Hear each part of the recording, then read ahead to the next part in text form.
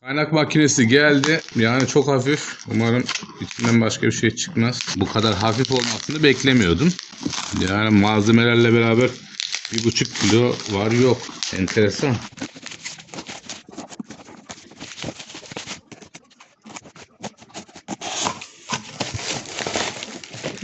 Adamlar bir tane fotoğraf paylaşıyorlar. Sanırsın cihaz dev gibi bir şey. Ölçüsünde yazmış ama yani bu kadar da küçük beklemiyordum. Bu ne abi? Oyuncak gibi. Aha da. Hayır. Bakayım. Doğru, evet. Kablosu çıktı. Gözlük koymuş. Maske koymamış. İyi. Zaten maske istemiyordu. Bayağı küçük ve hafif. Çalıştıracağız bakalım. Tamam. Valla kutuyu açarken korktum biraz. Ne yalan söyleyeyim. Çünkü bu kadar hafif beklemiyordum. Yani 1 kilo bile yok neredeyse. Bir şeyin çok hafif olması özellikle bu tarz cihazlarda beni şüpheye düşürüyor. Zaman içerisinde bunu sökerek iç yapısında göstermeyi düşünüyorum. Ne çıktı? Gözlük çıktı. Hiçbir işe yaramıyor. Yani çok açık rengi. Gözlükle bir deneme yaptım. Gözümü aldı. Az da olsa. Yani bu iş cacık. Şu gözlük işi. Elektrodu tutturduğumuz malzeme güzel, kaliteli. Kötü değil yani o kadar. Sert bayağı. Şöyle içini gösterelim. Bunda sıkıntı yok.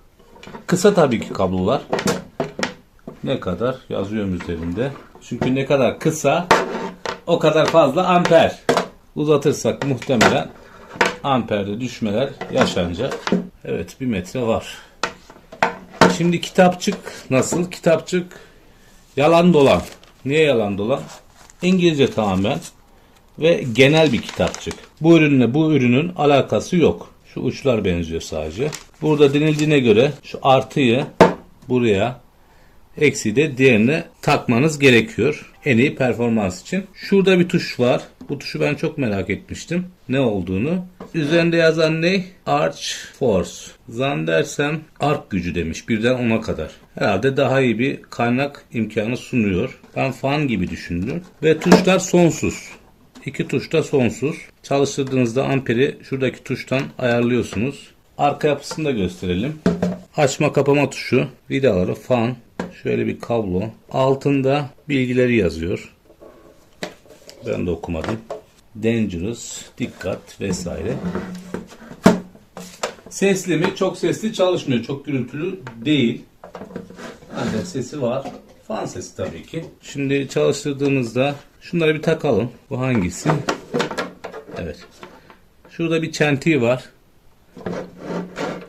Bunu yuvaya dik olarak oturtturduktan sonra çeviriyorsunuz. Kilitleniyor. Diğeri de aynı şekilde. Ev içerisinde bununla kaynak vesaire yapmayın arkadaşlar. Hiçbir kaynak makinesiyle yapmayın. Çünkü etrafa saçılan kıvılcımlar halınızı vesaire her şeyi yakar. Oyuncak gibi, yemin ederim. Bunu da buraya yapıştırmak lazım. Firma unutmuş. Ne? Makisel. Unutmuş. Şöyle ayıralım.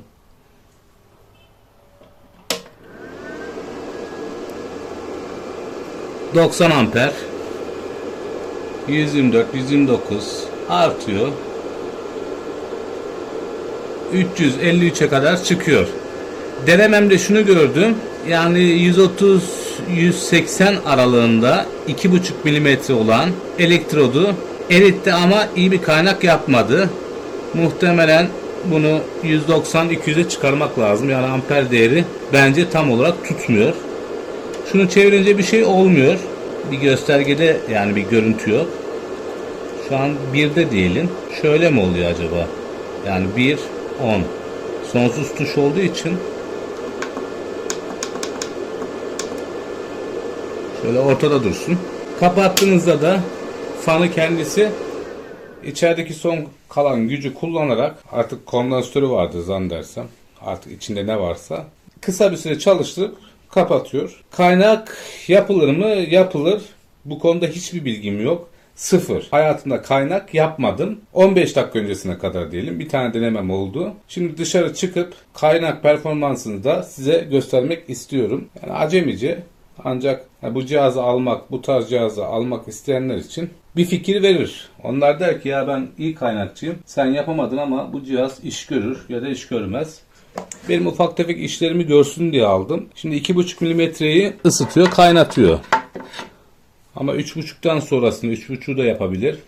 Biraz zor. Bunları planlayarak düşünün. Alın ya da almayın. Fiyat ne? 2600 lira civarına geldi. 2550-2600 aralığında. Daha da fazla verilmez. Şu tabanca şeklinde olanlar var biliyorsunuz. İyi ki ondan tercih etmemişim. Yani kötü, daha kötünün örneği olabiliyor. O herhalde 15-20 kullanıma arızalanır. Çünkü ucundan çıkıyor elektrot. Ve izlediğim videolarda gördüm ki hemen deforme oluyor. Bakalım, devam edelim. Birkaç deneme yaptım. Şöyle bir kaynak oldu. Şu iki parçayı kaynattım. Amper tutmuyor arkadaşlar. Yani mesela bu elektrot 2,5 mm. 90-60 diyor ampere. Ancak bunda 215 civarında randıman alabiliyorum. Hatta düşürelim. Mesela 180'de deneyelim. 171 amperi. Arttırıyorum amperi. 200'e çıkart.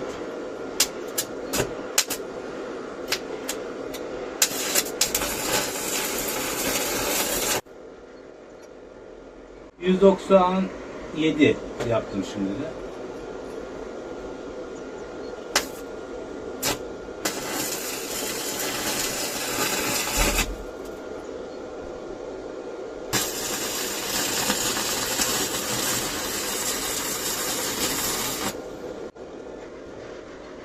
%142.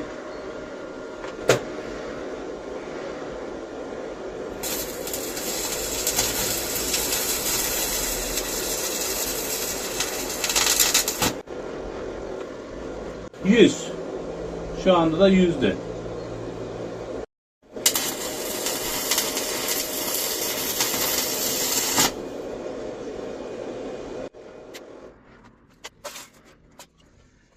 Isınma yok. Yani o kadar yüksek bir sıcaklık yok. Hatta buz gibi cihaz.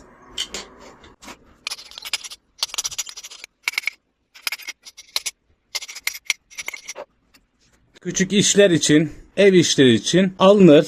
Ancak kaynak yapmayı öğrenemezseniz, bilmezseniz sizi kaynaktan soğutur kesinlikle. Yani profesyonel bir makine alırsanız kaynaktan soğumazsınız. Bu makineleri ise profesyoneller bile zor kullanıyor olabilir. Yani kalın metallerde bakın, görüyor musunuz kalınlığını? Sıkıntı yok, kaynak yapılır, ancak ince şeylerde, ince metallerde sizi kaynaktan soğutabilir. Ben de ince bir şey kaynatmayı denedim. Tabii ki 2,5 milimetre kalın elektrodumuz sıkıntı çıkardı. Direkt olarak eritti. Amperi ayarlamak lazım. Elektrot da uygun değil zaten. 1-1,5 milimetre elektrot kullanmak lazım. Hadi olmadı 2. Ancak piyasada bulmak imkansız. Kalın işlerde kullanılır. Evet, amper değeri bence siz de gördüğünüz videoda ustalar daha iyi yorum yapar. Ekranda gösterilenle aynı değil ki bu tarz Çin malı cihazlarda karşılaşılan bir şey. Bu iki parçaydı, çok sağlam tuttu. Bu kadar arkadaşlar, videoma son veriyorum. YouTube kanalımıza abone olarak destek verirseniz sevinirim. Başka bir videomuzda görüşmek üzere. Hepinize sağlıklı, mutlu, güzel günler dilerim. Hoşça kalın.